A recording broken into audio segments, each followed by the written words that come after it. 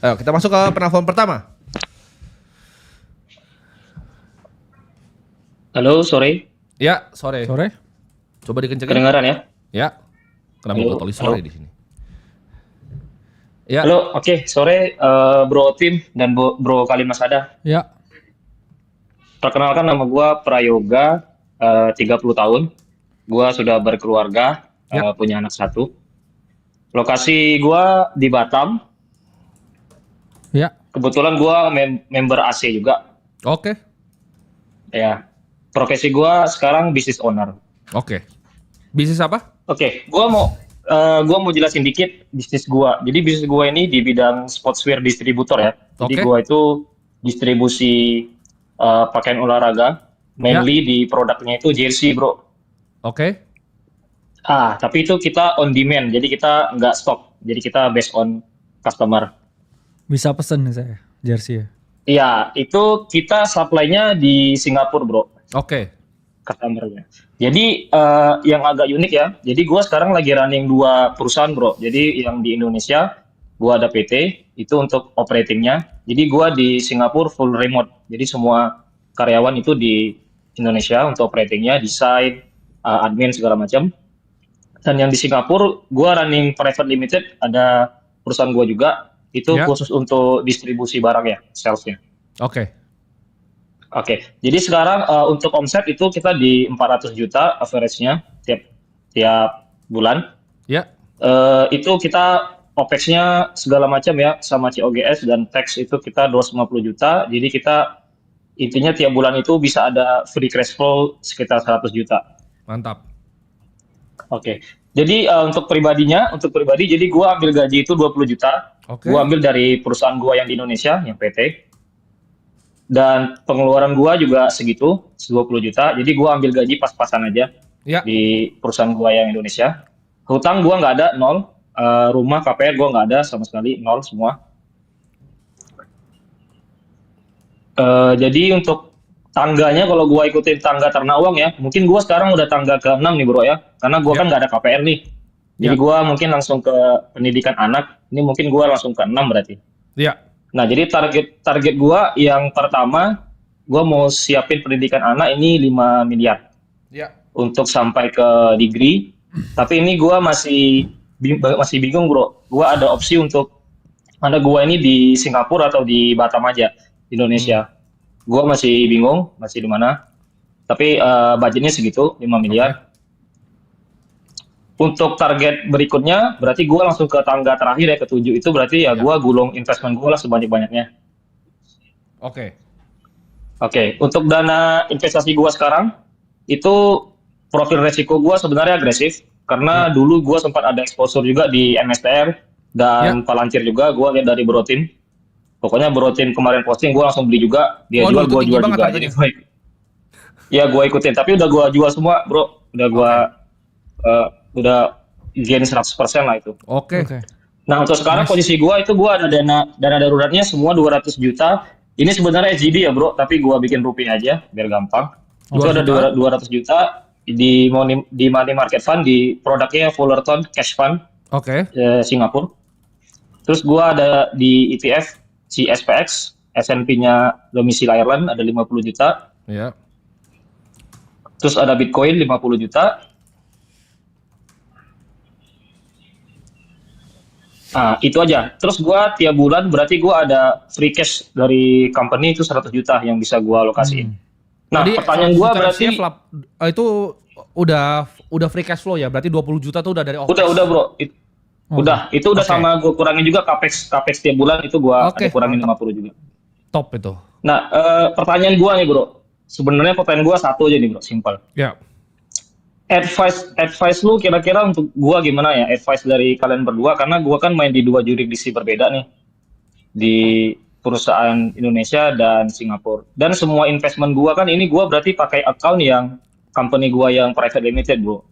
Oke. Karena gua di Singapura gua belum ada urus IP karena menurut gua juga belum penting karena semua operation juga remote. Gua nggak perlu stay di sana juga. Ya. Yang mana cost juga lumayan kan, jadi gua nggak sama sekali bikin IP dan mungkin PR juga gua belum ada kepikiran untuk setup. Jadi gue masih stay di Batam. Karena di Batam juga dekat bro, ke sana cuma 30 menit doang gitu. Ferry. Oke. Jadi gue bisa bolak-balik. Terus dengan kondisi gue sekarang ini yang udah gue lakuin ini kira-kira gimana bro? Ada nggak advice atau mungkin kungfu lah bro? Gimana cara biar lebih efisien dan lebih hemat gue secara pajak dan segala macam? Oke. Jadi pertanyaan pertama, kenapa itu harus di-structure di Singapura?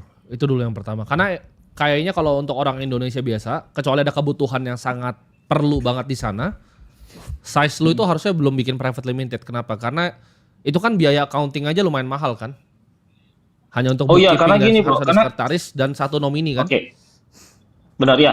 Karena gini bro, sebenarnya gue udah punya exposure di Singapura customer dari 2013 sebenarnya bro, Oke. udah lama. Oke, make Tapi sense. gue baru bikin company sekarang karena customer itu dulu gue pakai partner yang di Singapura Ya. untuk rekeningnya. Tapi makin lama gue rasa gue udah perlu sendirilah gitu, independen lah. Karena customer kalau transfer ke rekening Indonesia pada nggak trust bro. Jadi mereka butuh payno gitu di Oke, Singapura berarti untuk itu transfer. karena keharusan, harus ada structure di Singapura. Nah, kan, tapi pertanyaannya gimana Benar, caranya bro. pindahin dari private limited Singapura ke Indonesia? Itu pertanyaannya mungkin. Atau lu nggak Ya, apa-apa uang itu SC di satu Singapura? Iya, atau kalau misalnya gua pakai cara sekarang kira-kira gimana, Bro? Jadi gua semua dari private limited Singapura gua investnya. Oke. Akun. Sebenarnya gampang kan, target pertama mau 5 miliar ya bro tadi ya? Iya. 5 miliar untuk dana pendidikan anak. 5 miliar kan sederhana kan? Kita nggak usah ngomong dari 100 juta FCF lah.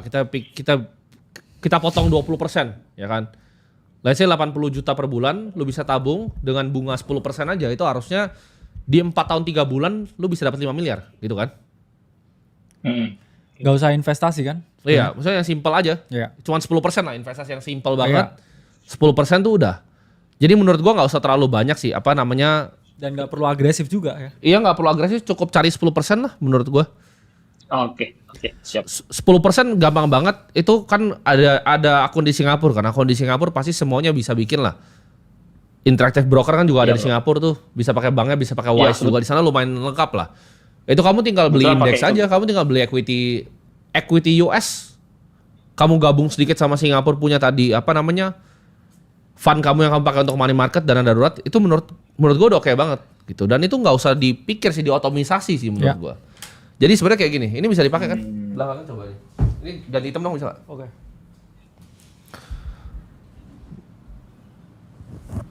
Udah nih, jadi hitam kan. Basically kan dia punya apa namanya? Oh ini nggak kedengeran nih kalau gini harus dibawa ya.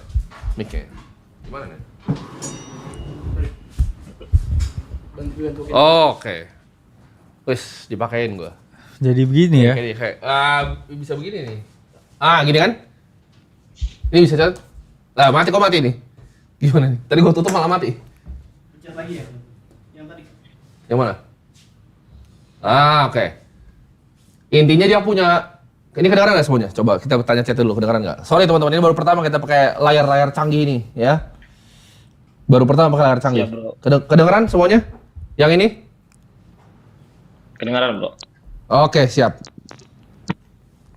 Dia kan punya PT LTD nih. Dia punya PT Indonesia. Ini bisa 100 juta ya kan, FCF. Ini gue diskon 20% ya. Jadi 80 juta per bulan. Nah ini diotomisasi. Lu bisa langsung bagi aja simple. Lu bikin gini nih. 50 juta US equity. Nah ini lu bagi saya 30 juta.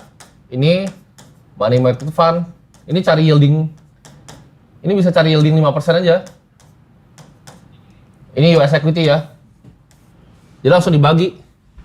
Otomisasi per bulan. Ini cuma butuh berarti compounding. Nah, kita diskon dikit lah ya bro. Mungkin 8%, 9%. 4 tahun. 3 bulan. Ini jadi 5 miliar. Ini cuma segini waktunya nih. Tapi juga dengan asumsi ya, bisnisnya tetap jalan ya. Ini Iya. asumsi ini makanya tadi gue diskon. Gue Iya. diskon bro. Asumsi tetap segini ya.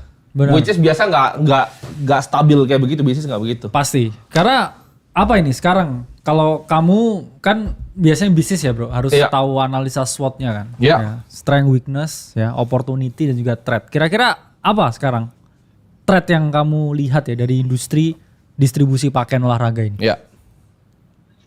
Trendnya paling kalau kayak kemarin sih bro, waktu COVID itu, karena nggak COVID. ada activity kan di luar kan. Ya. Ya. Tapi kalau sejauh ini, karena gue udah jalan hampir 10 tahun juga, Yes. di Singapura itu unik bro, karena di Singapura mereka agak susah mau cari yang bisa on demand ya. Karena di Oke. sana pada retail semua. Jadi kita pun dari Batam juga terbantu bro, karena letak kita di Batam, kita bisa pakai ferry doang bro, 30 menit ke Oke, sana ya. gitu, deket banget. Jadi kita fleksibel gitu. Oke, Tapi ada kita juga nggak. Gua ada pertanyaan. Sebelum ini kan buat dikeluarin kan sebenarnya. Ini kan lu mau keluar kan dari cash flow-nya kan. Benar. Pertanyaannya, ini bisa jadi retain earnings nggak? Ini bisa jadi RE nggak? Yang bisa grow top line-nya. Top line kan 400 juta tuh. Ini bisa naik nggak Betul. dengan ini? Nah, ini uniknya bro, karena tadi gua bilang gua kan agak agresif tuh. Jadi Ya. dulu sebelum gua lihat kalian, sebelum gua tahu kalian, gua tuh bener-bener resiko tinggi di bisnis bro. Jadi gua Oke. coba capital gua alihkan ke stok segala macam, gua bikin unit bisnis segala macam lah. Itu nggak jalan bro, Oke. nggak jalan. Jadi udah muntah lah gitu. Jadi gua rasa cost gua sekarang, capital gua itu gua alokasikan ya untuk hanya marketing bro sekarang. Oke. Udah paham. Jadi bisnis lu kan bisa sebenarnya naiknya begini kan? Nih, omset bisnis lu bisa begini, bisa turun kan? Intinya lu mau bikin investasi lu begini, biar sebelum pas kena ini turun lu udah oke kan hidupnya, gitu kan? Benar. Oke, kalau in the case dia udah tahu ada resikonya, karena distribusi kan dia penengah kan. Yes. Dia nggak bikin produknya, dia bukan yang punya, dia bisa dipotong sama orang lain. Jadi intinya lu mau funnel duitnya begini kan, kalau udah ke bawah semua gini kan? Ke risk free Benar, asset ya. Ya. Iya. Oke. Simple banget, itu diotomisasi aja jadinya. Tinggal diotomisasi terus dibagi. Oke, paham? Oke. Bro, ada satu lagi nih. Ya. Simple, singkat banget. Kan tadi di situ ada pilihan stock pick tuh satu ya, US. Gue Ya. lagi cari-cari juga, karena kemarin Palantir kan gue udah kosongin semua, karena ngikut Bro Tim kemarin, jadi gue Ya. jual semua juga. Gue lagi ngulik FSLR nih bro, First Solar. Ya. Menurut lu itu gimana bro? Gua Karena gua udah cek kompetitor segala macam, itu kayaknya oke sih gitu. Tapi gua masih butuh keyakinan gitu. Oke, satu kan lu bukan full time karena lu tadi nggak punya conviction, lu nggak tahu apa yang lu beli, lu baru masih ngikut-ngikut. Saran dari gua adalah lu belajar dulu, gitu. Belajar dulu. Oke. Dan kalau misalnya di ternak uang sendiri kita kasih 7 ya bro ya. Ya. Kita ada 7 sih. Yang gini, yang kita kasih itu sebenarnya bukan stock pick, tapi itu ibaratnya equity US yang compounder yang emang targetnya turnover 8 tahun sampai 10 tahun sekali. Jadi nggak dilihat dalam 1-2 tahun. Ya. Gitu. Oke. Kasih contoh ya, kita kasih satu ya bro ya. Satu tuh Moody's Corp. Ini gimana cara hapusnya? Gini ya? Oh canggih banget. Ah gini. Gini ya hapusnya. Kok ini bisa setahun nih gue begini? Hah? Bisa clear all nggak sih? Iya bisa clear all nggak ini? Gimana caranya? Oh benar. Oh tinggal nyala lagi? Wah canggih emang dosen ini. Oh, iya. emang canggih. Oke. Kamu kan beli perusahaan itu. Ini perusahaan nih kan, gue gambarin perusahaan nih. Nah perusahaan tuh, ini rumah bukan perusahaan ya.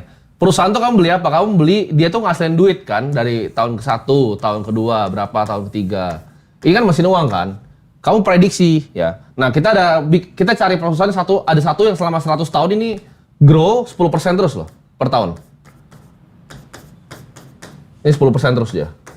Selama ini udah 100 tahun nih. Nah perusahaan namanya Moody's Corp. Ini rating agency kalau kalian tahu. Ini selama 100 tahun revenue naik 10% konsisten tahun ke tahun ya. Jadi ini salah satu saham compounder yang ada di portfolio kita dan ini di portfolio Warren Buffett juga. Jadi kita nggak ribet gitu. Kalau play kayak MSTR dan lain-lain itu emang kita tahu momentumnya kapan. Tapi kalau untuk yang seperti ini kita hold for very long time gitu. Salah satunya ini dan kita ada 6 yang lain ya bro ya. Yes. Tapi itu ada di dalam ternak uang ya, ada di platformnya. Dan kayaknya kita ajarin juga bro caranya DCF. Coba lu bisa share screen kali di sini. Oke. Nah. Oke. Coba dibuka tuh discounted cash flow. Ya. Nah, ini kalau misalnya bro nanti belajar, kita ada secara detail banget. Jadi ini valuasi yang dipakai sama semua hedge fund ya, semua Yes. Warren Buffett. Jadi lu mendiskon arus kas masa depan perusahaan gitu. Nah, itu dia. Ya. Jadi ini adalah materi yang kita ajarin di dalam. Kalau kita jelasin di sini mungkin nanti kelarnya nanti malam, bro. Iya, karena ini modulnya juga Satu aja udah Lama, panjang, iya. ya. Kelarin nanti malam gitu. Kalau kita kelarin sekarang, jadi itu dulu ya, mungkin untuk bro kita yang satu ini. yes. Prayoga, semoga Oke, bantu bro. ya. Thank you bro, thank you. Oke, mantap. Jadi tutup lagi nih. Ini. Nah. Nah, terus gimana nih nyalain dulu? Ini. Nah, dosen beda.